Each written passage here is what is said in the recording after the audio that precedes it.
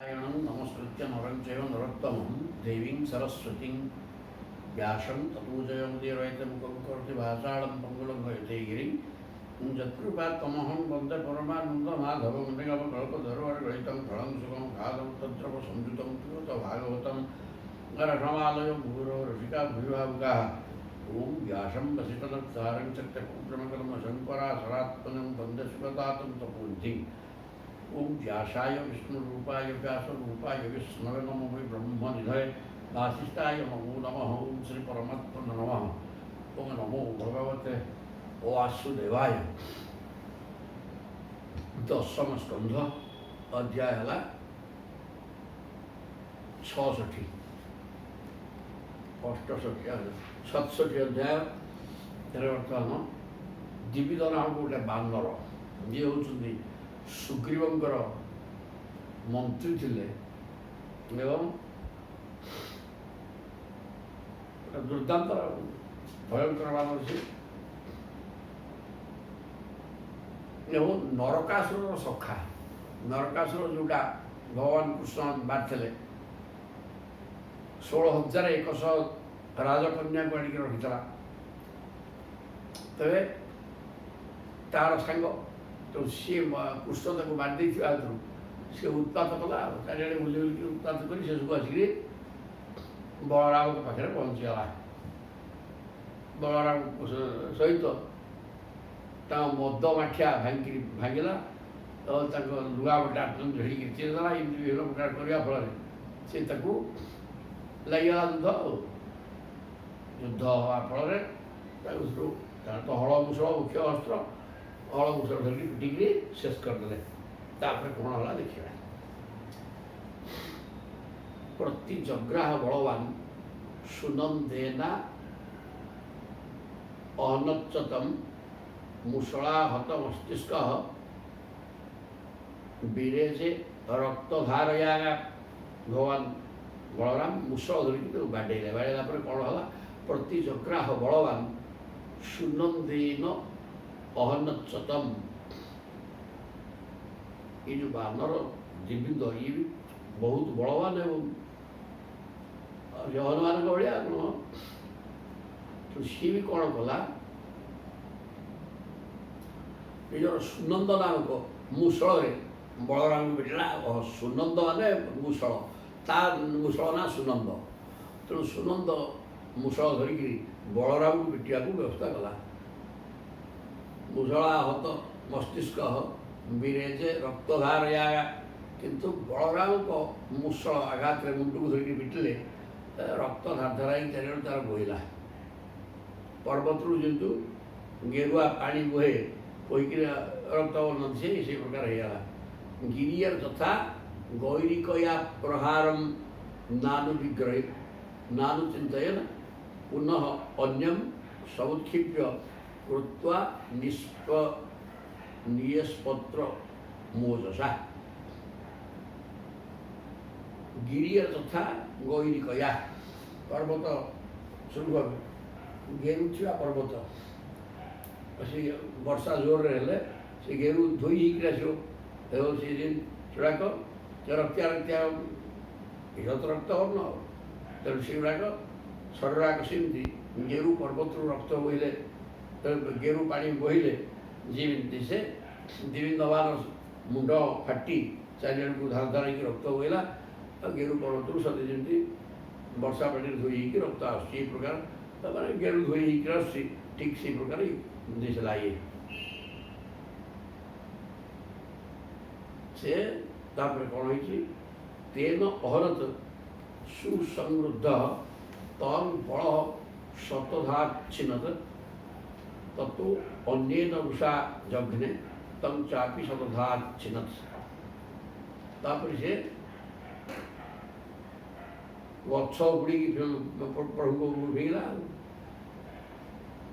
गछ फिंगा फल गछ प्रभु कौन कले मुसल पिटिकी शह शह खंड करदे टुकड़ा टुकड़ा करदे आउ गोटे गछ धरिकी फिंगला टुकड़ा टुकड़ा करदे एवं युद्धन भगवता भग्ने भग्ने पुनः पुनः ये प्रकार भगवान बलराम सहित युद्ध करी ବାରମ୍ବାର ଭଗ୍ନ ମନୋରଥ ହେଉଥିଲେ ମଧ୍ୟ କୌଣସି ଅସ୍ତ୍ରଶସ୍ତ୍ର ତାଙ୍କୁ କାଟୁନି ବା ସେ ଅସ୍ତ୍ରଶସ୍ତ୍ର ତାଙ୍କ ଦେହରେ ବାଜୁନି, ସେ ତାଙ୍କୁ ଉଡ଼େଇ ଦେଉଛନ୍ତି। ତେଣୁ ଇଏ ଭଗ୍ନ ମନୋରଥ ହେଉଛି, ୟାର ଯୁଦ୍ଧର କିଛି ମାନେ ରହୁନି। ତଥାପି ଆକୃଷ୍ୟ ସର୍ବତଃ ବୃକ୍ଷାନ୍ ନିର୍ବୁକ୍ଷଂ ଅକରତ ବନମ୍, ତଥାପି ତା ଯୁଦ୍ଧ ବନ୍ଦ ହେଉନି। ବନରୁ ବଡ଼ ବଡ଼ ଗଛ ଉପୁଡ଼େଇ ଫୋପାଡ଼ି ଫୋପାଡ଼ିକି ସେ ବନ ନିରବୃକ୍ଷ ହେଇଗଲା, ଅର୍ଥାତ୍ ବୃକ୍ଷ ଶୂନ୍ୟ ହେବାକୁ ବସିଲା। ତତ୍ତ୍ୱ ଅମୁଚତ ଶିଳା ବର୍ଷମ, ତେଣୁ ଗଛ ଗୁଡ଼ାକ ସରିଗଲା। ଆଉ ତାପରେ କୁଆଡ଼େ ଦୂରକୁ ଦୌଡ଼ିକି ଗଲେ ଗଛ ଆଣିବ, ଆଉ ସେ କଥା ନ କରିକିରି ସେଠୁ ବଡ଼ ବଡ଼ ପର୍ବତ ମାନେ ପଥର ବଡ଼ ବଡ଼ ପଥର ଖଣ୍ଡ ଉଠେଇକି ଫିଙ୍ଗିଲା। ଆଉ ବଳସ୍ୟୁ ପର୍ଯ୍ୟବର୍ଷିତ, ବଳରାମଙ୍କର କିଛି କ୍ଷତି ହେଇନି। ଏଇଟାର ମୁଣ୍ଡ ଫାଟିକି ରକ୍ତ ହେଉଛି, ଆଉ ତାଙ୍କର କିଛି କ୍ଷତି ହେଲାନି। ତେଣୁ ସେ ଅମର ସହିପାରିଲାନି, ମୁଁ ଏଡ଼େ ବଡ଼ ବଢ଼ୁଆ, ଯିଏ ମୋତେ ବାଡ଼େଇକି ରକ୍ତ ସ୍ନାନ କରିସାରିଲେ, ତାଙ୍କର କିଛି ହେଉନି। ତେଣୁ ଈର୍ଷା କରି ସହି ନ ପାରିକିରି ପଥର ଫିଙ୍ଗିଲା। ତତ୍ସର୍ବଂ ଚୂର୍ଣ୍ଣୟାମାସ ଲୀଳୟା ମୁଷଳାୟୁଧ, ପ୍ରଭୁଙ୍କର ତ ମୁଷଳ ହେଉଛି ଆୟୁଧ। ତେଣୁ ମୁଷଳ ଆୟୁଧ ଧରି ଆଉ ଖଣ୍ଡେ ପଥର ଆସିଲା, ମୁଷଳ ଦେଖେଇଦେଲେ, ତା ଦେହରେ ବାଜିଲା, ସେ ମୋ ଗୁଣ୍ଡ ହେଇକି ପଡ଼ିଲା। ଏହି ପ୍ରକାର ହେବାରୁ ପ୍ରଭୁଙ୍କ ଦେହରେ କିଛି ବାଜିଲାନି, ସେ ଆହୁରି ହତାଶ ହେଲା। ସ ବାହୁ ତାଳ ଶଙ୍କାଶୁ ମୁଷ୍ଟିକୃତ୍ୟ କପୀଶ୍ୱର ଆସାଦ୍ୟ ରୋହିଣୀ ପୁତ୍ରಂ ତାଭ୍ୟାଂ ବକ୍ଷ୍ୟସି ଅରୁରୁଜତ୍, ତାପରେ ଦୁଇ ହାତକୁ ମୁଠା କରିକିରି ତା ବକ୍ଷସ୍ଥଳକୁ ଦେଖିକିରି ଜୋରରେ ପିଟିଦେଲା। ଇଏ ବଳଦେବଙ୍କର।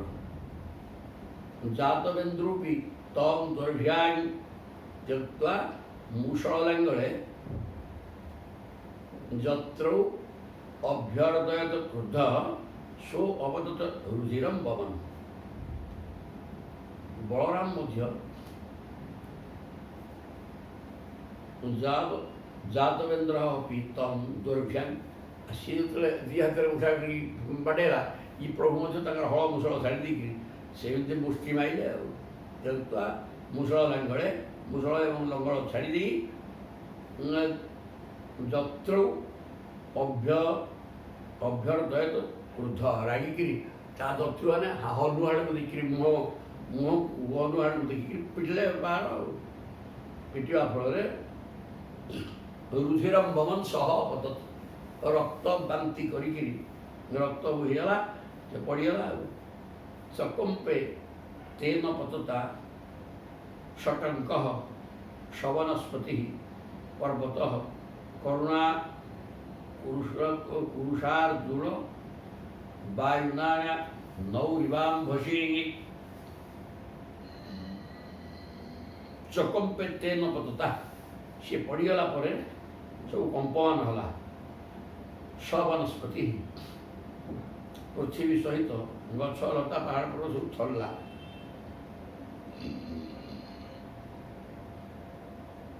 ଆଉ ଜଳରେ ହସୁଥିବା ବୋଇତ ନୌକା ଯେପରି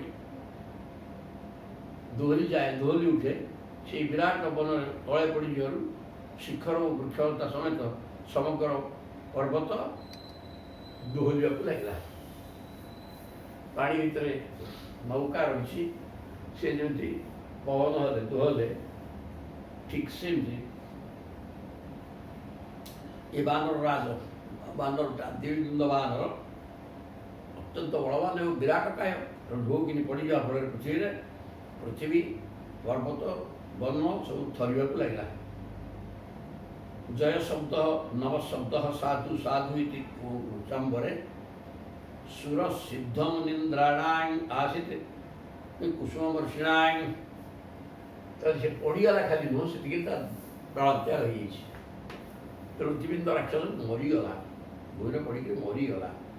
କିନ୍ତୁ ସେ ଦେବତାମାନେ ଆକାଶରେ ରହିକି ଜୟ ବଳରାମ ଜୀ କି ଜୟ, ବଳରାମଙ୍କର ଜୟଗାନ କଲେ, ନମସ୍କାର କଲେ। ସାଧୁ ସାଧୁ ସାଧୁ ସାଧୁ ବଳରାମ ବୋଲି କହିକି ତାଙ୍କର ଜୟ ଜୟକାର କଲେ। एवं सुर सिद्ध मुनीन्द्राणां स्थूर देवता सिद्ध मुनि माने आकाश कुसुम पुष्पवृष्टि कले विविधमान मल्ला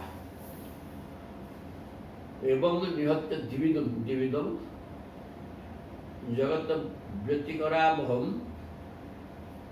संस्तूयमान भगवान जनि स्वपुरमाविशत एवं निहत्य दिविदम। ये प्रकार दिविद राक्षस को मारी जगत व्यतिकरावहम जगतर बहु उपद्रव करुवा जगत व्यतिकरावहम जगतर क्षति क्षति करुवा भयंकर क्षति आसी उत्पाद करके गाँव निआ लगे निर्दोष प्राणी मान बाड़ पिटी मारूला ए प्रकार सब अन्याय अत्याचार करुला से चली जा मरी जा देवता मैंने पुष्पवृष्टि कले संस्तूयमान भगवान सदै सुपुरमा विषय यहीपरि भाव में मारिदे द्वारका प्रभु प्रभु फेरले सब पुराजन परिजन प्रशंसा कले संस्तूयमान भगवान जनि द्वारकावासी लोकमान द्वारा स्तुतिगान कराला प्रभु प्रवेश कले घरे। इति श्रीमद्भागवत महापुराण पारमहंस्यां संहितायां दशम स्कंधे उत्तरार्धे द्विविधवध नाम सप्तषष्टितमोध्याय सबले 68 आसिले कौरव मान भगवान क्रोध शाम्बक विवाह इति सुंदर कथा आसो दुर्योधन झील उनको शाम्ब अपहरण कर नहीं ये कथा आसो देखा कौन हम श्री शुक उवाच बर्तमान शुकदेव ब्रह्मदर्शी शुकदेव बर्तमान राजा परीक्षित कहते कौन कहले हे राजन दुर्योधन सुतांग राजन लक्षणांग सवितिंजय स्वयंवर स्थान अहरत शाम्बो जाम्बवती सुत दुर्योधन कहले सुखदेव कहते हे राजन परीक्षित जी दुर्योधन गोटे झील था ता ना लक्षणा से लक्षणा नाम कन्या को सवितिंजय युद्ध में समस्त पराजय कर क्षमता था शाम्ब स्वयंवर सभारू जाम्बवती सुत युद्ध में विजय कर क्षमता था जाम्बवती पुओ शाम्ब बर्तमान तार कन्या को अपहरण कर नहीं गला। कौरवा कुपिता उच्चु दुर्विनीतु अयं अर्भक तदर्थीकृत्य न कन्या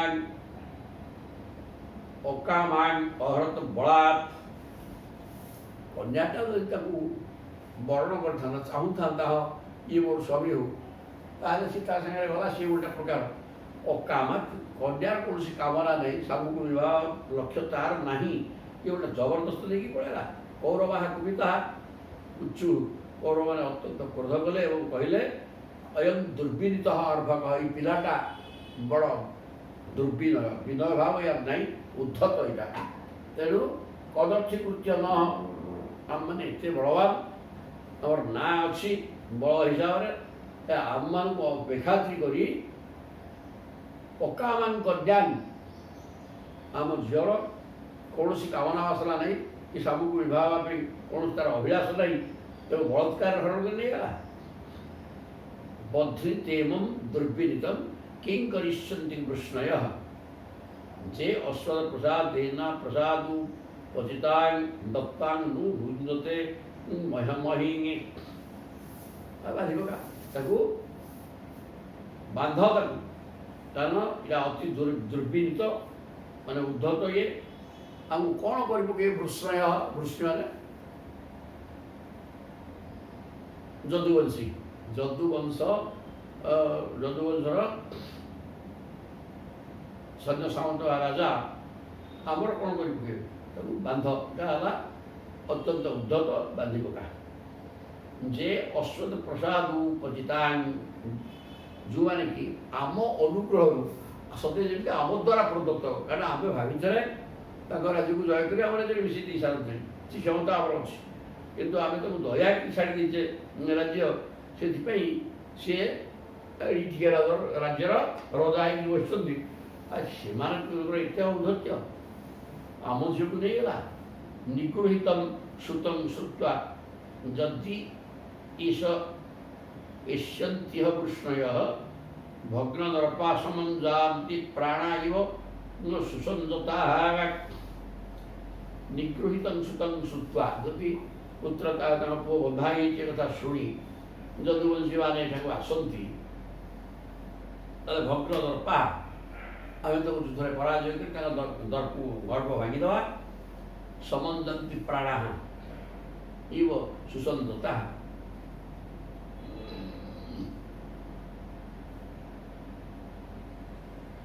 ପ୍ରାଣାୟାମ ଆଦି ଉପାୟରେ ସଞ୍ଜୟ ପୁରୁଷଙ୍କର ଇନ୍ଦ୍ରିୟ ବାନ ଯେପରି ପ୍ରଶାନ୍ତ ହେଇଯାନ୍ତି, ଆମ ମାଟିରେ ସେମାନଙ୍କର ମୁଣ୍ଡ ଥଣ୍ଡା ହେଇଯିବ। ପ୍ରାଣାୟାମ ମାଧ୍ୟମରେ ପ୍ରାଣାଃ ଇବ ସୁସଞ୍ଜତାଃ, ପ୍ରାଣାୟାମ କରିକିରି ସମସ୍ତ ଇନ୍ଦ୍ରିୟ ମନ ଚଗଲା ମନ ଶାନ୍ତ ହେଇଗଲା ଭଳିଆ ସେ ବା ଆମର ଯୁଦ୍ଧ କରିକି ଆମର ଅସ୍ତ୍ର ପ୍ରହାରରେ ତାଙ୍କର ମୁଣ୍ଡ ଥଣ୍ଡା ହେଇଯିବ। ଆଉ ଆସନ୍ତୁ ଆମର କ'ଣ ସିଏ କରିବେ, ଏ କଥା ଚିନ୍ତା କରି ତାକୁ ବାନ୍ଧବ ବୋଲି ସମସ୍ତେ କହିଦେଲେ। ଇତି କର୍ଣ୍ଣ ସଲହ ଭୂରି ଯଜ୍ଞ ଭୂରିଶ୍ରବା ଯଜ୍ଞ କେତୁ ସୁଯୋଧନ ସାମ୍ବ ମାରେ ଭିରେ ବଧୂ କୁରୁ ବୃଦ୍ଧାନୁମୋଦିତା। କୁରୁ ବୃଦ୍ଧ ପିତାମହ ଭୀଷ୍ମ ଧୃତରାଷ୍ଟ୍ର ପ୍ରଭୃତି କୁରୁ ବୃଦ୍ଧଙ୍କର ଅନୁମୋଦନ କ୍ରମେ ଏମାନଙ୍କର ଏମାନେ ଚାହିଁଲେ, ଏମାନଙ୍କର ଅନୁମୋଦନ କରେ କିଏ? କର୍ଣ୍ଣ, ସଲ, ଭୂରିଶ୍ରବା, ଯଜ୍ଞକେତୁ ସୁଯୋଧନ ଦୁର୍ଯ୍ୟୋଧନ ଶାମ୍ବ ସହିତ ଯୁଦ୍ଧ କରିବାକୁ ବାହାରି ପଡ଼ିଲେ, ତାକୁ ବାନ୍ଧିବା ପାଇଁ। ଦୃଷ୍ଟ୍ୱାନ୍ ଧାବତଃ ଶାମ୍ବଃ ଧାର୍ତ୍ତରାଷ୍ଟ୍ରାନ୍ ମହାରଥଃ ପ୍ରଗୃହ୍ୟ ରୁଚିରାଂ ଚାପଂ ତଷ୍ଟୌ ସିଂହ ଇବୈକଳଃ।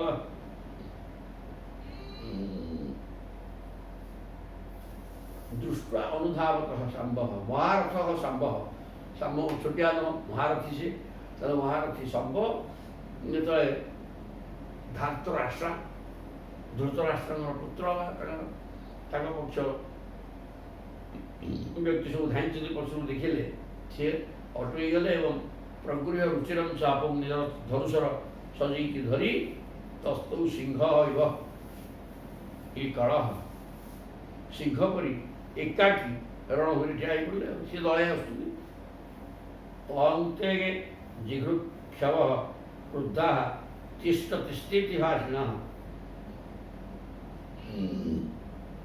ଆସାଦ୍ୟ ଧନ୍ୱିନୋ ବାଣୀଃ କର୍ଣ୍ଣାଗ୍ରଣ୍ୟଃ ସମାକିରନ୍। ତେ ସେମାନେ ଯୁଧିଷ୍ଠିରଙ୍କର ପୁତ୍ର ବା ସୈନ୍ୟ ସାମନ୍ତମାନେ ରହ ରହ ବୋଲି ଭୀଷଣ ଶବ୍ଦ କରି ତାଙ୍କ ପଛରୁ ଗୋଡ଼ି ଜିଘୃକ୍ଷବଃ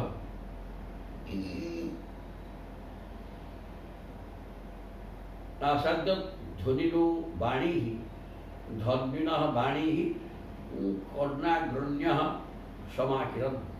କର୍ଣ୍ଣକୁ ଆଗୁଆ କରି ମାନେ ସେନାପତି କରିକିରି ତାଙ୍କର ନେତୃତ୍ୱରେ ଅନ୍ୟମାନେ ସବୁ ଆସିଛନ୍ତି। ତେଣୁ ତାଙ୍କୁ ବାଣ ମାରିଲେ, କ୍ରୋଧର ହୋଇ ଗର୍ଜନ କରି ରହ ରହ ଶବ୍ଦ କରି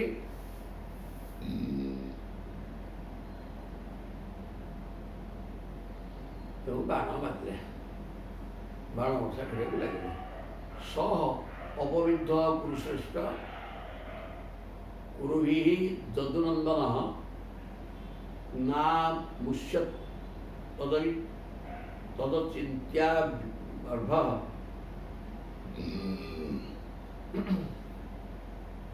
ସିଂହଃ କ୍ଷୁଦ୍ରମୃଗୈଃ। ସହ ଅପବିଦ୍ଧ କଲେ ହିଁ କୁରୁଶ୍ରେଷ୍ଠ, କିଏ? ସୁଖଦେବ କହୁଛନ୍ତି ପରୀକ୍ଷିତ କୁରୁଶ୍ରେଷ୍ଠ ବର୍ତ୍ତମାନ ଅପବିଦ୍ଧ, ତା ଦେହରେ ବାଣ ବାଜିଲା। कि शाम्ब को देहरे बाण बाजला कुरुभिः यदुनन्दन कुरुवानଙ୍କ द्वारा कौरवମାନଙ୍କ द्वारा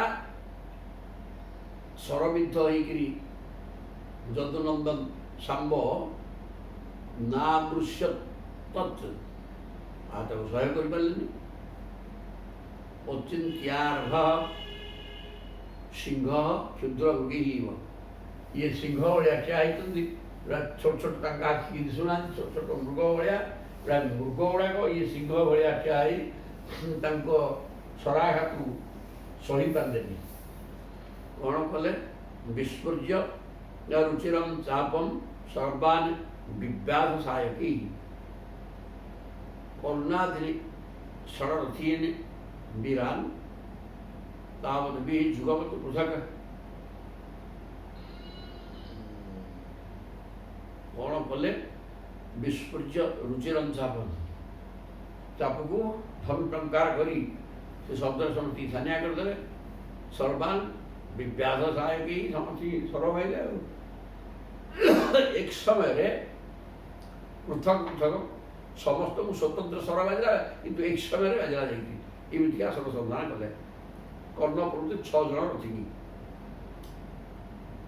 एक समय रे स्वर जाइए 6 जन आगे आघात कला चतुर्भीग चतुरु बाहा बाहा निकी केन च सारथीन रथिनश्च महेश्वासः तस्य तत्ते अभ्य पूजयत चतुर्भी शत्रु बाहा रथरे सब बसुँच 6 जन एक समय सर गला 4टा लेखे सर बाजला 4 घोड़ा मध्य गोटे गोटे रथ 4टा घोड़ा तेणु 24टा घोड़ा 24टा अस्त्र जा 6 रथी 4टा लगे घोड़ा धीरे बाजी सी मल्ले एक सारथी गोटे गोटे सर सारथी की मरा सी शेष रथिनश्च महेश्वासा तस्य तत्ते अभ्यपूजयन जो रथी मान को गोटे गोटे बाण चलला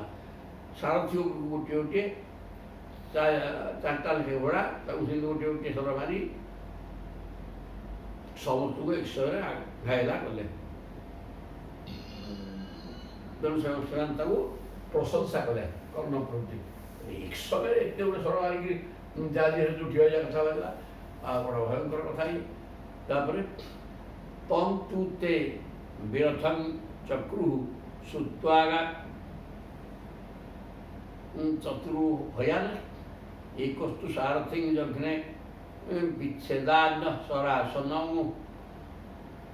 ତାପରେ ସେଇ 6 ଜଣ ବୀର ମିଶି शाम्बକୁ रथहीन करदे 4 जन वीर तंकर 4 घोड़ा को मारदे जड़े सारथी को मारदेला एवं अन्य जड़े शाम्बकर धनुटी को काटिदेला ते तु तंग विरथम चक्रु विरथ करदे चतुर चतुर हयान 4 जन 4टा सवारी 4 घोड़ा को शेष कले एकस्तु सारथी गोटे सारथी मारिकी शेष कले जग्ने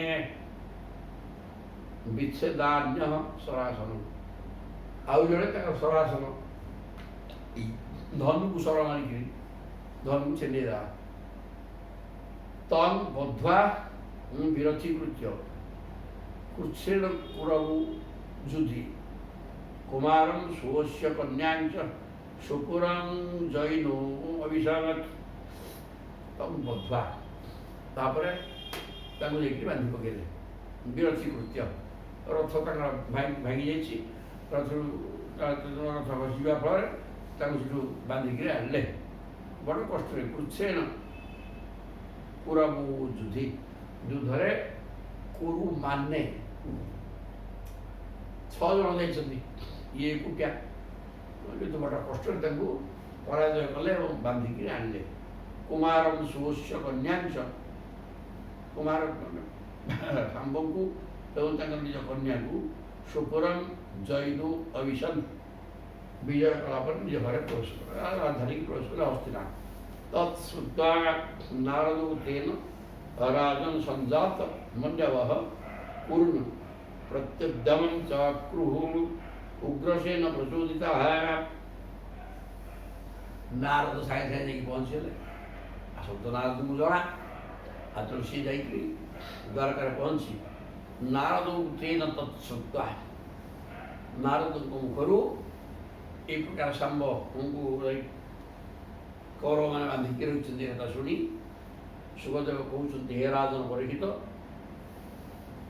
जदुवंशी मैंने संजात बंध्य रागिक जड़े प्रज्वलित हो कौन कले ना कुरु प्रत्युद्यम चक्रु कौरव आक्रमण करने को व्यवस्था कले।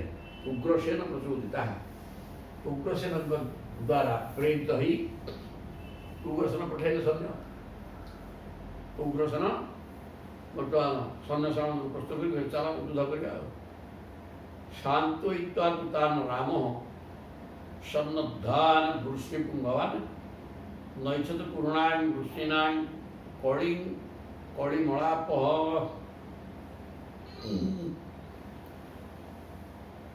दुर्योधन को बहुत भल पाते शिष्य हूँ गदा युद्ध शिखई थे बलराम जी तेणु जड़े बंधु बांधव घर से पीसी विवाह एवं सब पीसी पु भाई एक प्रकार तेणुक कौरव गुड़ाक पुओ तो पीसी पु भाई न पांडव मैंने पीसी पु भाई ये पीसाकर भाईर पुओ आ कौन ये प्रकार हिसाब से बंधु बांधव संपर्क था तेणु बलराम चाहिए सहित युद्ध कर शांतोतान राम राम समस्त सांत्वना दी युद्ध करने दरकार नहीं तुम रह सन्नधान वृष्णिपुंगवान वृष्णि मैंने जदुवंशी मैंने उग्रसेन सहित युद्ध कर बाहर थे सांत्वना नहीं बंद कर नैषत पूर्णा वृष्टि ना कौरव एवं जदुवंश भितर युद्ध करवाटा ठीक हम नहीं कथा चिंता करी अटकई दे समझ जगाम हस्तिनापुरम रथेन आदित्यवर्चसा ब्राह्मणी कुलवृद्धिश्च वृत्तश्चंद्र इव ग्रही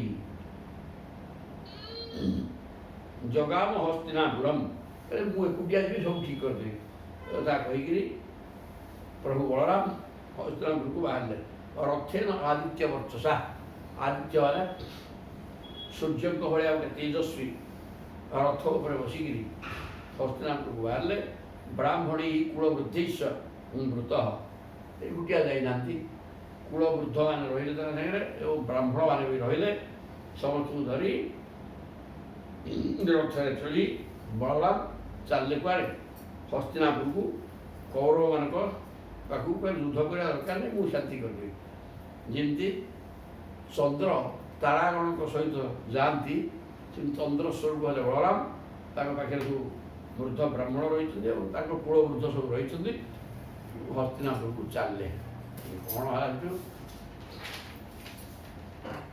गत्वा गजा होयं राम वायु पवनमास्थित उद्धव प्रेषयामास धृतराष्ट्र बुभुश्चया बर्तमान शत्रुता सांबू को बांधिकी रखी बर्तमान तेणु या हठात जाए विषय कौन गोटे उपवन भितर हस्तिनापुर गोटे उपवन भितर से रहिले गत्वा गजा होयम गजा हो ना हस्तिना को जाई राम कि बलराम गोटे बाहर उद्यान मध्य रहिले उद्धव को पठेले तुम्हें जाकि खबर दिए धृतराष्ट्र भूश्चया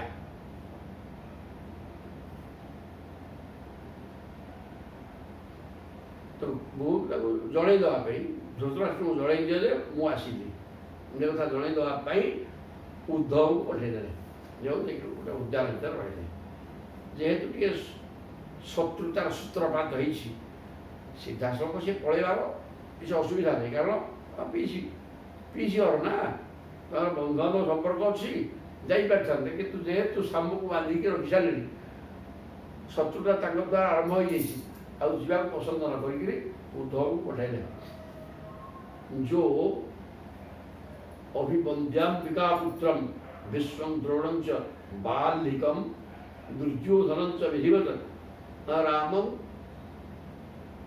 आगत अब्रवीत। उद्धव जाइए पहुँचीगले सह अभिवंद्य अंबिका पुत्रम। अंबिका पुओ किए से धृतराष्ट्र। अंबिका पुत्र धृतराष्ट्र से अभिवादन जनइले। विष्णु द्रोण बाल्लिक बयस जी बड़ तक प्रणाम करेंगे सम्मान जनइले। तो दुर्योधन तो विधिवत एवं दुर्योधन को विधिपूर्वक अभ्यर्थना प्रणाम कले। दुर्योधन तो बड़ हो विधिवत रामम आगतम अब्रवीत एवं समस्त समक्ष राजदरबार बसी भीष्म द्रोण कर्ण सब अच्छा बाल्लिक धृतराष्ट्र दुर्योधन भी अच्छी समस्त को सम्मान देकर बर्तमान बलराम आसिक पहुँच जाइए उद्यान भर अच्छा सूचना देते ते अति प्रीता तम आकर्ण्य प्राप्त रामं सुहृत्तम बाधिक सामू को रखिंट कन्याटा दुर्योधन झील को नहीं पड़ा लक्षणा तेणु स्वयं प्रसव जबरदस्त नौता बाधिक रखिंट शत्रुता से नहीं दी परिवार भर कौ काल मित्रता भाव अच्छी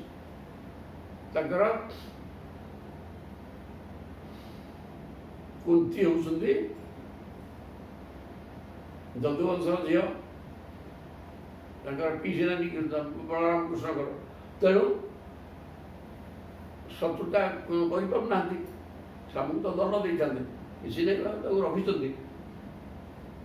तेरे कौन हो तेणु एम शुणा पर समस्त प्रेम बंधु तो बंधु ना तेणु प्रीता तंग आकर्ण समस्त खुशी बलराम आसे प्राप्त राम सुहृत्तम राम हूँ सब सर्वश्रेष्ठ मित्र दुर्योधन मित्र ना दुर्योधन को गदा युद्ध शिखे गुरु तेणु दुर्योधन प्रति असद व्यवहार कर गुरु को कौन गुरु द्रोही हो तेणु सब खुशी है एवं तम अर्चयित्वा अभिजु पूजा करने सत्कार अभ्यर्थना करके आने समस्ते बाहर सर्वे मंगल पाड़य पेंडाल व्यवहार चौरा चल फूल चंदन भल धरिक दीप मदापा कर चलने मंगल पाणय मांगलिक वस्तु हाथ में धरी पूजा उपकरण सब गले तम संगम्य यथा न्याय गान अर्घ्यं च न्यवेदयन्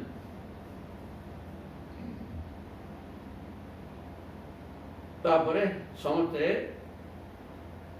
बयस अनुसार जी बलराम बड़ सी नमस्कार करें बलराम नमस्कार कले जी छोट समस्त बलराम को नमस्कार कले यथा न्याय गान अर्घ्यं च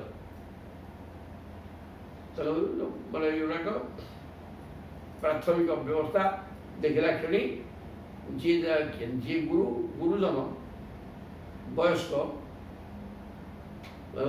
बयस कम तद अनुसार सब सम्मान करने व्यवस्था सरीगला बलराम संगे भेटिले और संबर्धना जन गाई तथा अर्घ्य दान कले गोटे गोदान गाईटा सब गोटे सर्वश्रेष्ठ वस्तु थिला से सदा भी अच्छी आजिकल पसंद होनी कुकुर सेवा जोरसोर चलती कुकुर को कार में बसई बोलेवा इत्यादि हो गाई कथा ना बापा गाई सेवा बहुत है प्रत्येक घरे गाई थे तेणु गाई देकर अभ्यर्थना जनइले पानी गाई एवं जल अर्घ्यम पाद धोईदे बांडिक गाई के दान कले च निवेशयत तेषांगे तत्प्रभावज्ञा प्रणेमु शिरसा बलम बलराम प्रभाव माने बल जो मैंने जानी बलराम पाद छुईक मुंडिया मारे बंधु कुशलिन श्रुवा पृष्ठा शिवम अनामयम परस्परं अथो राम ବଭାସେ ଅବିକ୍ଳବମ୍ ବଚଃ ବନ୍ଧୁରୁ କୁଶଳୀନଃ ଶ୍ରୁତ୍ୱା। ଆଜି ତ ବନ୍ଧୁ ପିଇସି ନାନୀ ଅଛନ୍ତି ନା, ଆମର ଆଉ ପିଇସି ମା ଠିକ୍ରେ ଅଛନ୍ତି, ପଚରାପଚରି କରିଦେଲେ ଏବଂ ଜାଣିଲେ ଯେ ସମସ୍ତେ କୁଶଳରେ ଅଛନ୍ତି। ପୃଷ୍ଠା ଶିବଂ ଅନାମୟମ୍, ତାର ବଳରାମ କି ସେମାନେ ପଚାରିଲେ ଆପଣମାନଙ୍କର କୁଶଳ ତ? ନା ହଁ, କୁଶଳ ପ୍ରଶ୍ନ ସରିଗଲା। ତାପରେ ପରସ୍ପର ଅଥୁ ରାମ, ପରସ୍ପର କୁଶଳ ବାର୍ତ୍ତା ଦିଆନିଆ ହେଇଗଲା। ତାପରେ ବଳରାମ ବଭାସେ ଅବିକ୍ଳବମ୍ ବଚଃ, ବଳରାମ କୋପି ଟିକେ ହେଲେ ମଧ୍ୟ ସେ ଧୀରସ୍ଥିର ହେଇକିରି କହୁଛନ୍ତି। କ'ଣ କହିଲେ ନା ଉଗ୍ରସେନ ବଳରାମ କହିଲେ ସେ ତ ଆସିନାହାନ୍ତି ଏଠି ବନ୍ଧୁ ଘରକୁ ଖାଇ ପିଇକି ମଜା କରିବା ପାଇଁ, ଆସିଛନ୍ତି ସାପୁକୁ ଉଦ୍ଧାର କରିବାକୁ। ତେଣୁ କ'ଣ କହିଲେ ନା ଉଗ୍ରସେନ କ୍ଷିତିଶେଷ ଯଦପଃ ଆଜ୍ଞାପୟତ ପ୍ରଭୁ ତଦ୍ ଅବ୍ୟଗ୍ରହ୍ୟ ଶ୍ରୁତ୍ୱା କୁରୁଧ୍ୱଂ ମା ବିଳମ୍ବିତମ୍। ये सांघातिक आदेश बलराम से डेम केयर कु विश्व कौन कर्ण कौन तक आगे हल धैर्य समस्त गिरी बुले देवे। तेणु सी दृढ़तार सह कहते उग्रसेन क्षितिश क्षितिश ईश क्षितिश माने नरपति रजा रजा मानकर स्वामी बा रजा सब रजा मान सर्वश्रेष्ठ सम्राट सी किंतु सी शिलापुर एमाने कहते आम सर्वश्रेष्ठ किए हस्तिनापुर निवासी धृतराष्ट्र कारण आम दया कर तुम राज्य खंडक अच्छी कथा जी आगु कहते भी कहे आम भाई युद्धे पराजय कर मिसई दूसरी है बंधु गुड़ाक तो वैवाहिक संबंध अच्छी कुंती अच्छा कम गोटे कौन कर कथा बोली आम आम दयारू से राज्य कर तेणु ये पिला आसिक राम पर आक्रमण कला कहते इटी बलराम कितु उल्टा भाषण देले कहे बापा रजा मान रजा राजाधिराज उग्रसेन बर्तमान आदेश देते आज्ञापय तो प्रभु प्रभु उग्रसेन जो ये रजा मान रजा सी बर्तमान तुमको आदेश देते कौन ना तद अव्यग्रह्य श्रुत्वा विचलित हुओनी स्थिर चित्त मुझे कहूँ शुण कुरुध्वं माँ विलंबितम एवं जहाँ कहूँ अविचलित चित्त शुणी बिना विलंबरे कार्य टी कर दियो। कौन उग्रसेन आदेश देते ना जत जुयम बहवः टीकम जित्वा अधर्मेण धार्मिकम अवध्निताथ तत्दृश्ये बंधुना ऐक्यकाम्यया। उग्रसेन आदेश देते तुम्हें बर्तमान बहवह तुम्हें अनेक बहु लोक आसिक एकम ये जड़े सांब आम बंधुबांधव संपर्क था झीटा नहीं कौन है से झीटा बहुत क्या गोटे स्वयं सेवा कर सांब कौन अयोग्य एत कथा भर था तेणु तुम कहीं बांध 5 जन मिसिक 6 जन आस तुम्हें 6 जन सेनापति आसिक बांध सी तुम बहुत सी जड़े सागर अधर्मेण युद्ध कर जित्वा अधर्मेण ये कौन धर्म युद्ध जन सागर जड़े युद्ध कर तो 6 जन मेल होकर समूह भाव में मिसिक बांध युद्ध पराजय जड़े जड़े कर क्षमता तुम ना कि एकाठी मिसिक सी भी तुमको हड़बड़ कर कि तुम्हें 6 जन मिसिगर तक बांधि पकेल सी धार्मिक पुरुष कृष्णनंद पाखे धर्म था कि तुम बेधर्मी काम कल अधर्म कर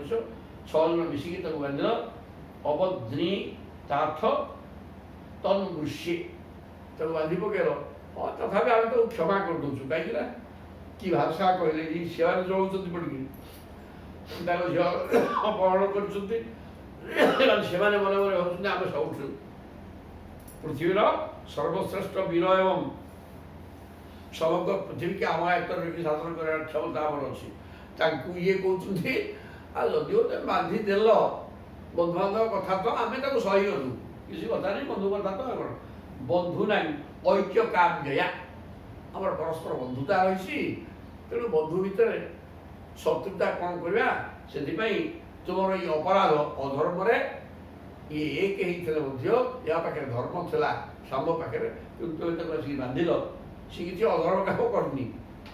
ଆଉ କନ୍ୟା ନେଇଗଲା କ'ଣ ଅସୁବିଧା ହେଇଗଲା? ତେଣୁ ତୁମେ କିନ୍ତୁ 6 ଜଣ ଆସିକି ତାକୁ ବାନ୍ଧିଲ, ଏଇଟା ବଡ଼ ଅସୁବିଧା କଥା, ଠିକ୍ ହେଲାନି, ଅଧର୍ମ କାମ ଇଏ। କିନ୍ତୁ ଆମେ ତାକୁ ସହ୍ୟ କରିଗଲୁ, କାହିଁକି ନା ବନ୍ଧୁବାନ୍ଧବ ଭିତରେ ଗୋଟେ କ'ଣ ଶତ୍ରୁତା କରିବା, ଐକ୍ୟ କାମଜୟା, ଏଇ କଥାଟା ରହୁ ଆମ ଭିତରେ, ବନ୍ଧୁତ୍ୱଟା ରହୁ, ସେଥିପାଇଁ ଆମେ ଏ ପ୍ରକାର କଲୁ। ତେଣୁ ବୀର୍ଯ୍ୟ ଶୌର୍ଯ୍ୟ ବଳ ନର୍ଦ୍ଧନ ଆତ୍ମଶକ୍ତି ସମମ୍ବଳ ବଚଃ କୁରବ ବଳଦେବସ୍ୟ ନିଶମ୍ୟ ଉଚ୍ଚୁ ପ୍ରକୃପିତ। ଏଇ କଥା ବଳରାମଙ୍କୁ ଶୁଣି ଭାରି ଟାଣୁଆ କଥା, ତାଙ୍କୁ ବହୁତ ବାଧିଲା କୌରବମାନଙ୍କୁ, ସେ ରାଗିଗଲେ ସବୁ। ଆଉ ବୀର୍ଯ୍ୟ ଶୌର୍ଯ୍ୟ ବଳୋନ୍ନଦ୍ଧ ଆତ୍ମଶକ୍ତି ସମମ୍ ବଚଃ, ବଳରାମଙ୍କର ବାଣୀ ଭିତରେ ବୀରତ୍ୱ ଥିଲା, ବଳ ପୁରୁଷାକାର ଉତ୍କର୍ଷ ମାନେ ଆଧିକ୍ୟ, ଆମେ ତମଠୁ ବହୁତ ବଡ଼, ଆମେ ରାଜାଧିରାଜ ଏବଂ ଆମେ ଆଦେଶ ଦେଉଛୁ ଯାହା ଅବିଳମ୍ବେ କର, ଇଏ କର, ଇଏ ଆଦେଶ ବିଲକୁଲ ସିଏ ବିନୀତ ଇଏ ନଇକିରି କହିଥିଲେ କ'ଣ ହେଲାଣି ଆମ ଭିତରେ ତ ବନ୍ଧୁତା ଅଛି, ୟା ସମାଧାନ କରିଦିଅ, ଏଗୁଡ଼ା ଠିକ୍ ହେଉନି, ଏମିତି ଗୋଟେ କହିଥିଲେ କ'ଣ ହେଇଥାନ୍ତା। କିନ୍ତୁ କଥାଟା ବଳରାମଙ୍କ କଥାରେ ବୀରତ୍ୱ ଥିଲା, ବଳ ଥିଲା, ପୁରୁଷାକାର ଥିଲା ଏବଂ ଅତ୍ୟନ୍ତ ନିଜର ଉତ୍କର୍ଷ, ଆମେ ସବୁଠୁ ଶ୍ରେଷ୍ଠ, ଏଇଗୁଡ଼ାକ ସବୁ ପରିପୂର୍ଣ୍ଣ ହେଇକି ଥିଲା। ଯେଉଁଟା ଆଉ ଜଣେ ଅହଙ୍କାରୀ ବୀର ପାଇଁ ବୀର ସହ୍ୟ କରିପାରିବ ନାହିଁ। ବଳରାମଙ୍କ କଥା ଗୁଡ଼ାକ ଏଇଟା ସେମାନଙ୍କ ପାଇଁ ଅସହ୍ୟ ହେଇଗଲା। କୁରବଃ ବଳଦେବସ୍ୟ ନିଶମ୍ୟ, ତାଙ୍କର ବଳରାମଙ୍କୁ ଏହି ପ୍ରକାର କଟୁ ଉକ୍ତି, ଦୁର୍ବିନୀତ ଏଇ ଯେଉଁ କୁରୁକୁଳାଙ୍ଗ ଦୁର୍ଯ୍ୟୋଧନ ବି ଅଛି, ଏମାନେ ଅସହିଷ୍ଣୁ। ଆଉ କହିଲେ ଆମେ ବଳୁଆ, ଇଏ କ'ଣ ବଳୁଆ କହିକିରି ଆମକୁ ଇଏ ଆଦେଶ ଦେଉଛନ୍ତି, ଆଚ୍ଛା କଥା। ତେଣୁ ସିଏ ରାଗିଗଲେ ସବୁ ଆଉ, ତାଙ୍କ କଥା ଶୁଣିକି ବଳରାମଙ୍କର ଅହୋ ମହତ୍ ଚିତ୍ରମିଦଂ କାଳବତ୍ୟା ଦୁରତ୍ୟୟା ଆରୁରୁକ୍ଷ ତ୍ୟୁପାନତ ବୈ ଶିରୋ ମୁକୁଟ ସେବିତଂ। ଆରେ ବାବାରେ ବାବା, ଇଏ ସମୟ କ'ଣ ହେଇଗଲା କି? ଅହୋ ମହତ୍ ଚିତ୍ରମିଦଂ କାଳବତ୍ୟା, ଏ ସମୟ କ'ଣ କରିଦେଲା ମ? ଆରେ ପାଦର ଚପଲ, ସିଏ ପୁଣି କିରୀଟ ଭୂଷିତ, ମାନେ କିରୀଟ ମୁଣ୍ଡରେ ଅଛି, ମାନେ ରଜା ମୁଣ୍ଡ ଉପରକୁ ଚଢୁଛି, ପାଦର ଜୋତା, ଆରୁରୁକ୍ଷ ତୁ ଉପାନ ବଇ, ଉପାନ ମାନେ ଚପଲ, ତାମାନେ ବଳରାମଙ୍କୁ ଏଠି ପାଦର ଚପଲ ତୁଳନା କରିଦେଲେ, ତୁମେ ପାଦର ଚପଲ, ତୁମେ ଆମେ ଶ୍ରେଷ୍ଠ ରଜା, ଆମର ମୁକୁଟ, ମୁଣ୍ଡରେ ମୁକୁଟ ଥିବା ରଜା ଆମେ, ଆଉ ତୁମେ ଆମର ପାଦର ଚାକର ଭଳିଆ, ଆମ ଦୟାରୁ ତୁମେ ରାଜ୍ୟ କରୁଛ, ତୁମେ ହେଲେ ଚପଲ, ଆମ ପାଦର ଚପଲ ଭଳିଆ, ଚପଲ ଆସିକି ମୁଣ୍ଡ ଉପରେ ବସିବ, କେଡ଼େ ବଡ଼ କଥା ତୁମେ କଲ, କି ସମୟ କ'ଣ କରିଦେଲା କି? ଏ କଥା କହିକି ତାଙ୍କୁ ଅସମାନ କରିଦେଲେ। ଆଉ ଛୋଟିଆ କଥା କହିଲେ କି? ପାଦର ଚପଲ କହିଦେଲେ, ଆଉ କ'ଣ କହିଥାନ୍ତେ? ତେଣୁ ଏ ପ୍ରକାର କହିଦେବା ଫଳରେ ଏତେ ଯୌନେନ ସମ୍ବନ୍ଧା, ଖାଲି ତୁମର ଯୌନ ସମ୍ବନ୍ଧ ସହିତ ମାନେ ବୈବାହିକ ସମ୍ବନ୍ଧ ଆମ ପରିବାର ଭିତରେ ଥିବା ହେତୁରୁ ସହଶଯ୍ୟା ସନାସନା, ଏକ ଶଯ୍ୟାରେ ଶୋଇବା, ଭୋଜନ କରିବା ଇତ୍ୟାଦି ଇତ୍ୟାଦି, ମାନେ ବୈବାହିକ ସମ୍ପର୍କ ଥିବା ହେତୁରୁ ତୁମକୁ ଆମେ ଦୟା କରୁଥିଲୁ। କୃଷ୍ଣ ବୃଷୟ ତୁଲ୍ୟତାନ୍ୱିତା ଅସ୍ମଦତ୍ତ ନୃପାସନା, ତୁମର କେବଳ ବୈବାହିକ ସମ୍ପର୍କ ଥିବା ହେତୁରୁ ଆମେ ତୁ ଦୟାକିରି ରାଜ ସିଂହାସନ ଛାଡ଼ି ଦେଇଛୁ, ନହେଲେ ହସ୍ତିନାର ରାଜା ତୁମକୁ ପରାଜୟ କରିକି ରାଜ୍ୟ, ତମ ରାଜ୍ୟ ମିଶାଇ ଦେବାରେ ଗୋଟେ ମୁହୂର୍ତ୍ତ ଲାଗିବ। ତେଣୁ ତାକୁ ଖାଲି ଦୟାକରି ଯେହେତୁ ଆମର ଗୋଟେ ସମ୍ପର୍କ ରହିଛି ଯୌନ ସମ୍ପର୍କ ମାନେ ବୈବାହିକ ସମ୍ବନ୍ଧ, ତେଣୁ ଆମେ ତୁମକୁ ପରାଜୟ କରିକି ରାଜ୍ୟ ଆଣିକି ବିଷୟ ଏ କଥା କରିନାହୁଁ। ଆମ ଦୟାରେ ତୁମେ ରାଜ୍ୟ ଭୋଗ କରୁଛ, ତୁମେ ଆମର ପାଦର ଜୋତା ସଦୃଶ, ତୁମେ ଯାଇକି ଆମ ମୁଣ୍ଡ ଉପରେ ଚଢ଼ୁଛ। ବତେଇଦେଲେ କେମିତି ଆଉ ବଳରାମ ରାଗର ମୂର୍ତ୍ତିବାନ ରାଗ। ସାମର ବ୍ୟଜନେ ଶଙ୍ଖ ଆତପତ୍ରଞ୍ଚ ପାଣ୍ଡୁରମ କିରୀଟଂ ଆସନଂ ସଜ୍ଜାଂ ଭୁଞ୍ଜତି ଉପେକ୍ଷୟା। ଆମେ ତୁମକୁ ଛାଡ଼ି ଦେଇଛୁ ବୋଲି ଦୟା କରିକି ଛାଡ଼ି ଦେଇଛୁ, ସେଥିପାଇଁ ତୁମେ ତୁମେ ସମ୍ରାଟ ହେଇକି ଅଛ। ଆମର ଆଲୋଚନା ଆମର ସବୁ ପଡ଼ୁଛି। ଶଙ୍ଖମ ଆତପତ୍ରମ ରଜାଙ୍କ ମୁଣ୍ଡରେ ଗୋଟେ ଶ୍ଵେତଛତ୍ର ଟଣା ରହିଥାଏ, ତେଣୁ ଶ୍ଵେତଛତ୍ରର ଅଧିକାରୀ ତୁମେ ହେଇଛ। ଏବଂ କିରୀଟମ ଆସନମ ଗୋଟେ ମୁକୁଟ ଲଗେଇକିରି ସିଂହାସନରେ ବସିଛ। ସଜ୍ଜାଂ ଭୁଞ୍ଜନ୍ତି ମୁକୁଟ ରାଜସିଂହାସନ ରାଜୋଚିତ ଖଟ ପଲଙ୍କ ଉପଭୋଗ କଲେ ନା ତୁମେ ଏଗୁଡ଼ା ସବୁ ରାଜୋଚିତ ଭୋଗ ତୁମେ କରୁଛ କ'ଣ ଆମ ଦୟାରୁ କେବଳ। ଯେହେତୁ ତୁମେ ବୈବାହିକ ସମ୍ବନ୍ଧ ଦ୍ୱାରା ଆମ ସହିତ ସମ୍ପର୍କ ରଖିଛ, ତେଣୁକରି ଆମେ ଦୟା କରିକି ଉପେକ୍ଷୟା ଆମେ ଉପେକ୍ଷା କରିଦେଇଛୁ। ତେଣୁ ଆମେ ଚାହୁଁନୁ ଯେ ଗୋଟେ ବନ୍ଧୁତ୍ୱ ଆମର କ'ଣ ତାଙ୍କୁ କାହିଁକି ତାଙ୍କ ସହିତ ତାଙ୍କ ରାଜ୍ୟ କ'ଣ ଗୋଟେ ମିଶାଇ ଦେବା, ନହେଲେ ସିଏ ବା କେଡ଼େ ବଡ଼ ରାଜ୍ୟ ହେବା। ତେଣୁକରି ଆମେ ସେଗୁଡ଼ାକ ଚାହୁଁନୁ। ସେଥିପାଇଁ ତୁମେ ରାଜଭୋଗ କରୁଛ, କିରୀଟ ସଜ୍ଜା ଭଲ ମନ୍ଦ ଯାହା ତୁମେ ଭୋଗ କରୁଛ, ଶ୍ଵେତଛତ୍ର ତୁମ ମୁଣ୍ଡରେ ଟଣା ହେଇଛି, ରଜା ବୋଲିକି ମୁକୁଟ ଲଗେଇକି ସିଂହାସନରେ ବସିଛ। ଆମ ଦୟାରୁ କେବଳରେ କେତେକ ଜାଣିପାରୁନ। ଅଳମ ଯଦୁନାନ୍ ନର ଦେବ ଲାଞ୍ଛନୈଃ আর দাতু প্রতিপেহি ফণিনাগ ইবামৃতম যে অশ্বত প্রসাদ পচিতা হি যাদবা আজ্ঞা পয়ন্ত্যজ্য গতত্রপাবত।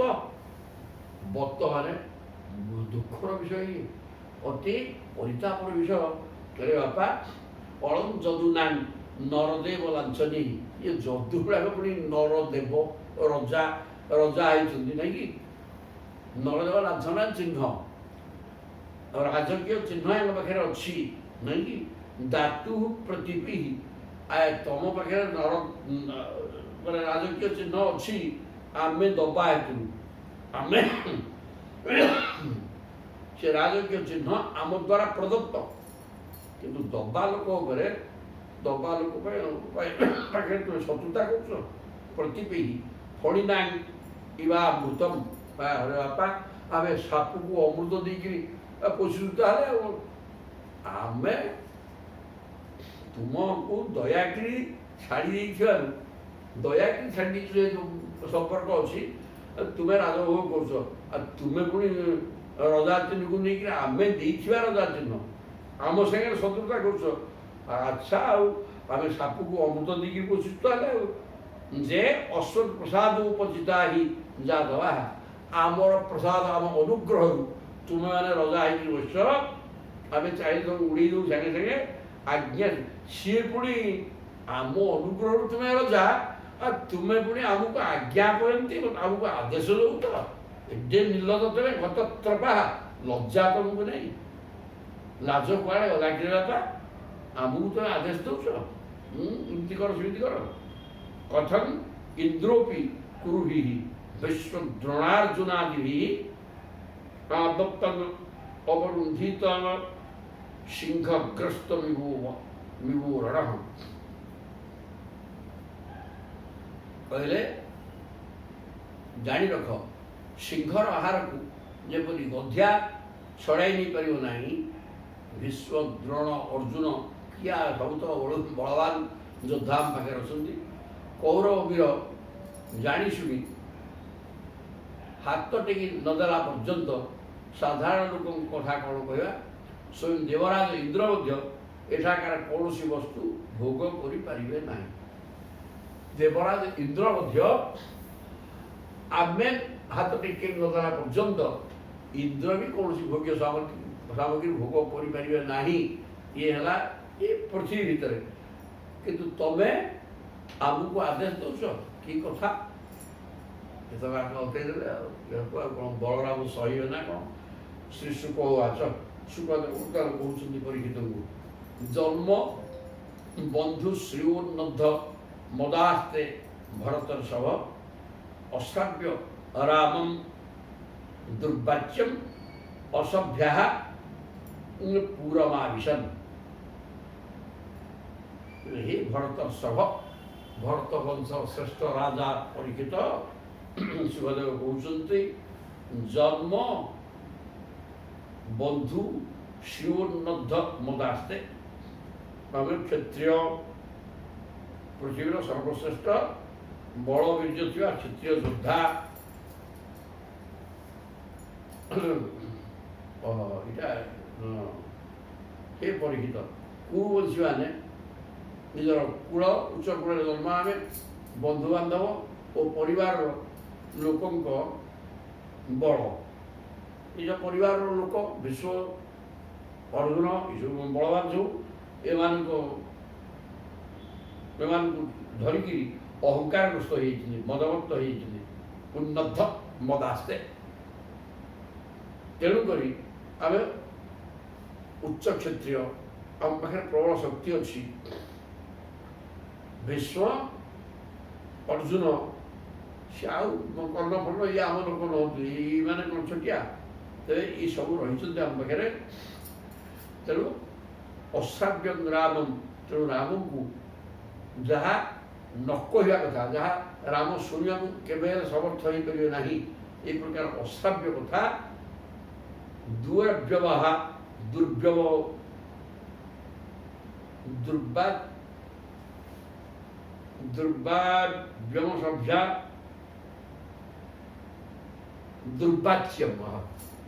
ଦୁର୍ବାଚ୍ୟମ୍ ସେଭଳିଆ କଥା ରାମଙ୍କୁ କୁହାଯିବା ଉଚିତ ନଥିଲା।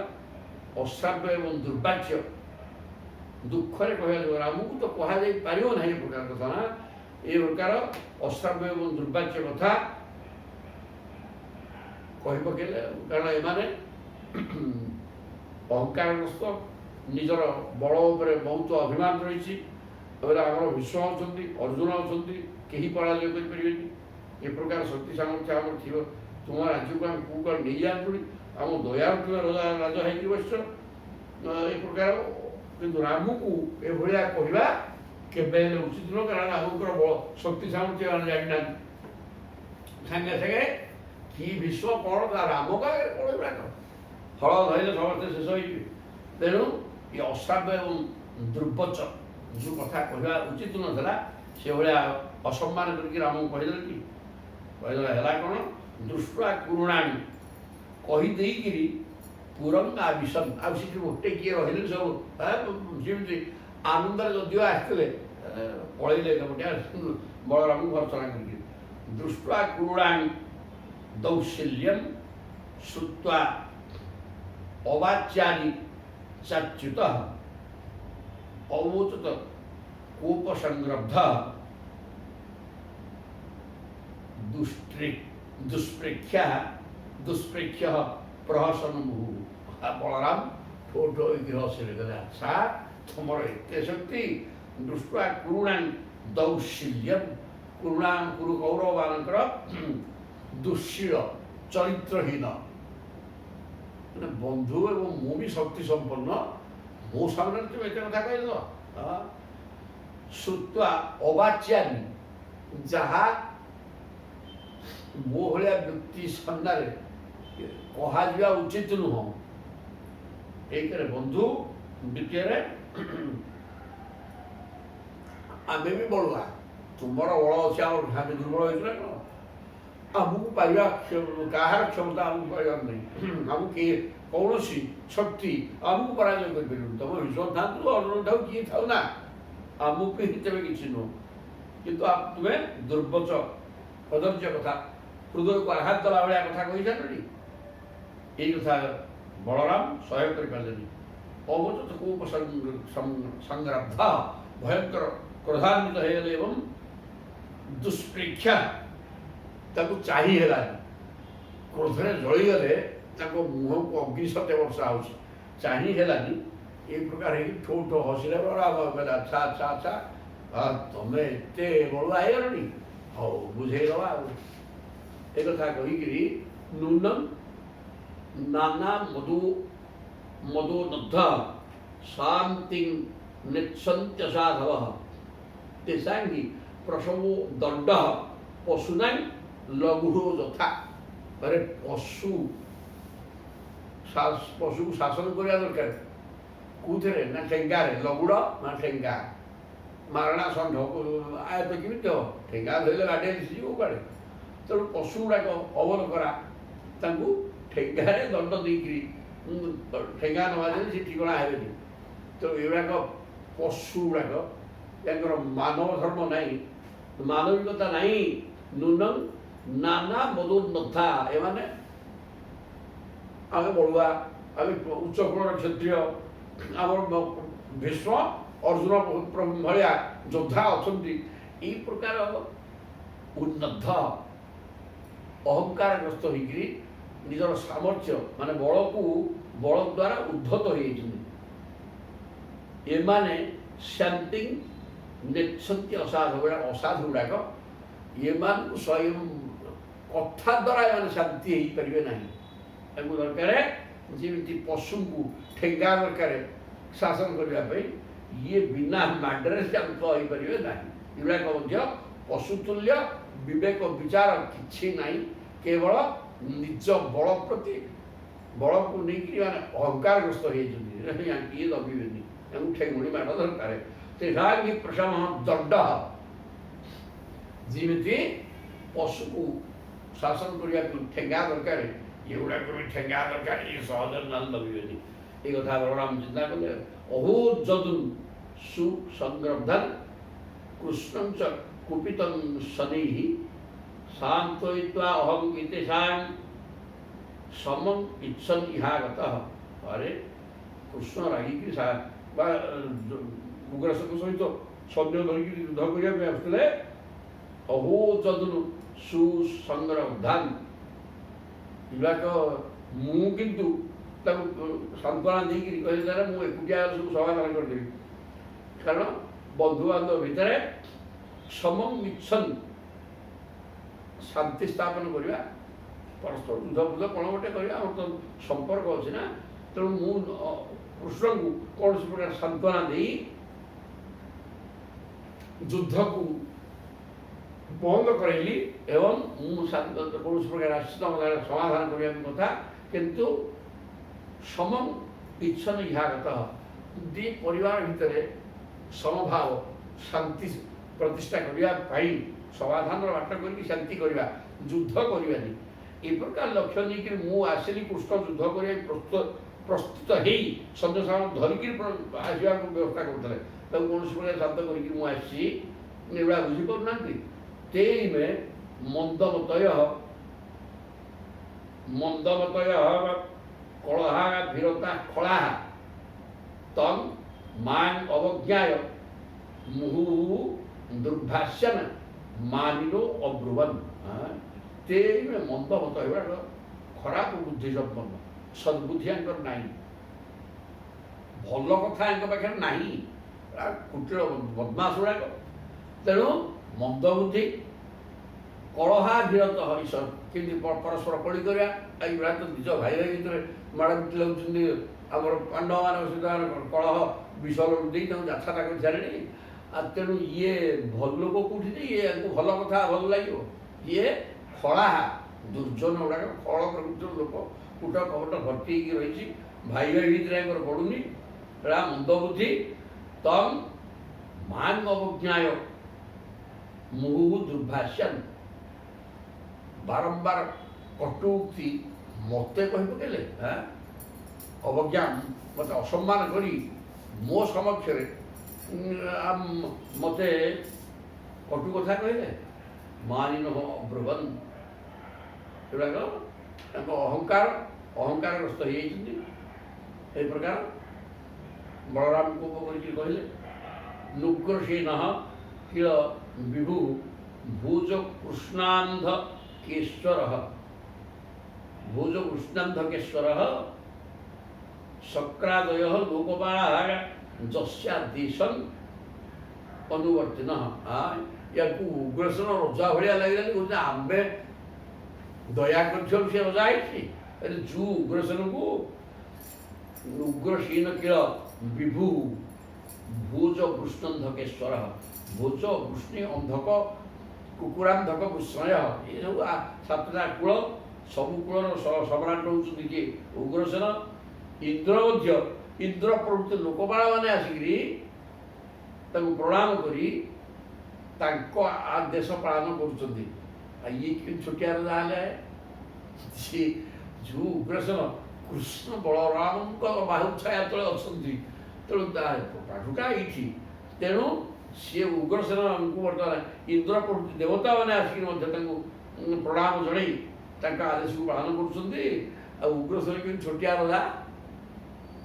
ତେବେ ତା ବଡ଼ ସୁଧର୍ମା ଆକ୍ରମ୍ୟତେ ଯେନ ପାରିଜାतो ଅମରାଙ୍ଘ୍ରିପା ଆନୀୟ ଭୁଜ୍ୟତେ ଶୋଷৌ ନ କିଳ ଅଧ୍ୟାସନାର୍ହଣ। କହିଲେ ସାତ ସୁଧର୍ମାଙ୍କ ଦେବ ସଭା, ସୁଧର୍ମାଟା ହେଲା ଦେବତାମାନଙ୍କ ସଭାସ୍ଥଳୀ। ସେଇଟାକୁ ଭଗବାନ ଟେକି ଆଣିଛନ୍ତି। ଏଇଟା ଏଠି ଆଉ ରହିବ କେମିତି? ମୁଁ ଅଛି ଅଧେ ଗରାକୁ ପଳେଇଯିବ। ତେଣୁ ତାକୁ ଘିନି ଆଣିଛନ୍ତି। ଏବଂ ପାରିଜାତ ପୁଷ୍ପ, ଯେଉଁଟା ଦେବତାମାନଙ୍କର ଉଦ୍ୟାନରେ ରହିବା କଥା, ମର୍ତ୍ତ୍ୟରେ ସେଟା ନାହିଁ କି ଦୁର୍ଲଭ ନାହିଁ, ତ ଆସିନି ହବାର ନାହିଁ। ସ୍ୱର୍ଗରୁ ମର୍ତ୍ତ୍ୟକୁ ଆସିବ କେମିତି? ତାକୁ ବି ଇନ୍ଦ୍ରଙ୍କ ସହିତ ଯୁଦ୍ଧ କରିକି ପ୍ରଭୁ ଘିନି ଆଣିଥିଲେ ଅପରାଜିତା।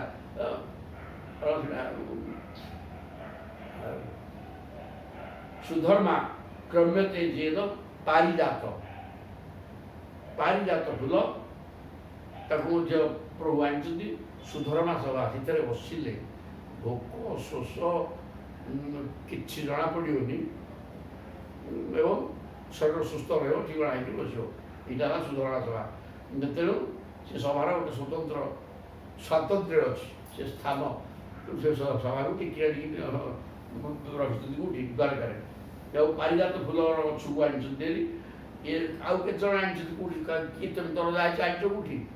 ସୁଧର୍ମା ସଭାଟା ଦେବତାମାନେ ବସିବା ଯୋଗ୍ୟ। ସେ ସଭାରେ ଆମର ଉଗ୍ରସେନ ବସୁଛନ୍ତି, ଆମେ ସବୁ ବସିପାରୁଛୁ। ତେବେ କେଉଁଠି ବସିଛ? କେବଳ ଦେବଭୋଗ୍ୟ ଜିନିଷ ସେଗୁଡ଼ାକ। ପାରିଜାତ ତେବେ ଦେଖିଛ? ସେଗୁଡ଼ାକ ଦେବଭୋଗ୍ୟ, କିନ୍ତୁ ଆମେ ତାକୁ ରଖିଛୁ। ଆନୀୟ ଭୁଜ୍ୟତେ ଯୋଷୁ, ଯିଏ ଏଇ ଜିନିଷ ଗୁଡ଼ାକ ଆଣିକିରି ନିଜେ ଭୋଗ କରୁଛି, ସିଏ ପୁଣି ରଜା ନୁହେଁ, ମନକୁ ପାଉନି। କିଳ ନ କିଳା ଧ୍ୟାସନା ରଣ, ଏମାନେ ଅଯୋଗ୍ୟ ଅପଦାର୍ଥ, ଏ କଥା ଏମାନେ କହୁଛନ୍ତି। ଆଚ୍ଛା, ଯସ୍ୟ ପାଦ ଯୁଗଂ ସାକ୍ଷାତ ଶ୍ରୀ ଉପାସ୍ତେ ଅଖିଳେଶ୍ୱରା ସ ନାରହତି କିଳ ଶ୍ରୀଶଃ ନରଦେବ ପରିଚ୍ଛଦାନ। କହିଲେ ସମଗ୍ର ଜଗତର ଅଧୀଶ୍ୱର ଭଗବାନ ଭଗବତୀ ଲକ୍ଷ୍ମୀ ସ୍ୱୟଂ ଯାହାଙ୍କର ପାଦପଦ୍ମକୁ ପୂଜା କରନ୍ତି, ସେହି ଲକ୍ଷ୍ମୀପତି ଶ୍ରୀକୃଷ୍ଣ କାଳେ ଛତ୍ରଚାମର ଆଦି ରାଜୋଚିତ ସାମଗ୍ରୀ ରଖିପାରିବେ ନାହିଁ। କୃଷ୍ଣଙ୍କ କଥା କହିଲେ ଯସ୍ୟ ପାଦ ଯୁଗଂ ସାକ୍ଷାତ ଶ୍ରୀ ହିଁ ଉପାସ୍ତେ, ଯେଉଁ ଭଗବାନ କୃଷ୍ଣ ଅଖିଳେଶ୍ୱର ଦେବତାମାନଙ୍କର ଦେବତା ଏବଂ ଲକ୍ଷ୍ମୀ ତାଙ୍କର ପାଦ ସେବା କରୁଛନ୍ତି, ସ ନାରହତି କିଳ, ଯିଏ ଶ୍ରୀ ଶ୍ରୀଙ୍କର ଈଶ ମାନେ ସ୍ୱାମୀ, ଶ୍ରୀପତି ଭଗବାନ କୃଷ୍ଣ, ସିଏ ତାଙ୍କ ଦେହରେ ନର ରଜାହାର ରାଜକୀୟ ପୋଷାକ ତାଙ୍କ ଦେହରେ ଶୋଭା ପାଇବନି। ୟାଙ୍କ ଦୟାରୁ ସେ ରଜା ହେଇଛନ୍ତି। କି କଥା କହିଲା। ହଉ, ତାପରେ ଯଶାଙ୍ଘ୍ରି ପଙ୍କଜ ରଜୁ କ୍ଷୀର ଲୋକପାଳି ହି ମୌଳି ତମେ ହି ଧୃତମ ଉପାସିତ ତୀର୍ଥମ ବ୍ରହ୍ମା ଭବ ଅହଙ୍ଗପି ଯସ୍ୟ କଳା कलायाः श्री चोद्बहेम चिरमस्य नृपासनं को भगवान कृष्ण तांकर भी राजसिंहासन कौन दरकार कि मर्त्यर गोटे एरियार रजा गोटे क्षेत्र रजा हे जी तो चतुर्दश ब्रह्मांडर मालिक जी ठीक रजा राज्य रजा कौन सी सुंदर कथा कहले जस्यांगी पंकज रज अखिल लोक पाड़ी जो प्रभु श्रीकृष्ण पाद रज समस्त इंद्रादि 10 दिगपालकर मुंडरे रहा योग्य होती समस्त मुंडरे मुंडे बुलुंट मौड़ी उत्तम धृत उपासित तीर्थ तीर्थ अखिल दिगपाल मानकर प्रभुंकर पादपद्मर धूली समस्त दिगपाल मानकर मौड़ी उत्तम उत्तम सबुठार उत्तमांग माने श्रेष्ठ अंग हूँ मुंड से मुंडरे जो प्रभुंकर पाद धूली मुंडे बुलुंट इंद्र अग्नि जम नैऋत वरुण वायु कुबेर शिवशंकर अनंत सबू ये 10 दिगपाल एमाने प्रभुंकर चरणारविंद धूली निजर उत्तमांग मुंडरे धरिक बसती जार पादपद्मर जल हूँ तीर्थ तीर्थ तीर्थम उपासित तीर्थ तीर्थम ब्रह्मा भव अहंगपी एवं ब्रह्मा भगवान शिव मु निजे ये बलराम कहते मु जस्य कला कलाया जे जहाँकर अंशावतार कलावतार आम सब कलारू आसु से 16 कला जी कृष्ण 16 कला कृष्ण 16 कला हूँ कृष्ण गोटे गोटे कला पाखे अच्छी ब्रह्मा शिव एवं मो पाखे आम चाकर तेणु श्री चुद बहीम चिरवश्य नृपासनम एवं श्री माने लक्ष्मी जहाँकर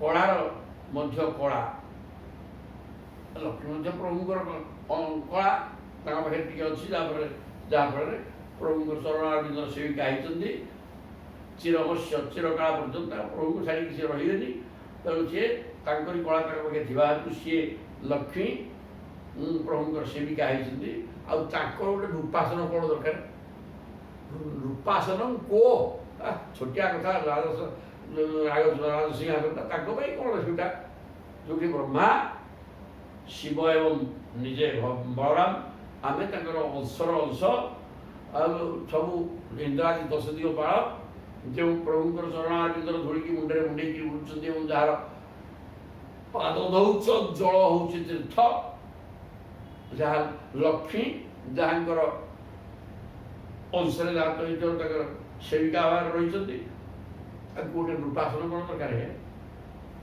भुजते कुरुहि दत्तम भूखंडम ग्रुष्णय किल उपाल किल वयम स्वयं तो कुरव शिर कहते भुजते कुरुहि दत्तम ये कौरव मान द्वारा प्रदत्त भूखंडम कौरव मान दया दान कर भूमि की जदुवंशी भोग कर बड़ कथा कहले उपान किल वयम आम जोता पादर जोता स्वयं तो कुरव शिर ये कौरव माने मुंड आम जोता कि कथा या दयार आम राज्य भोग कर बुझा ये खातु काली देखा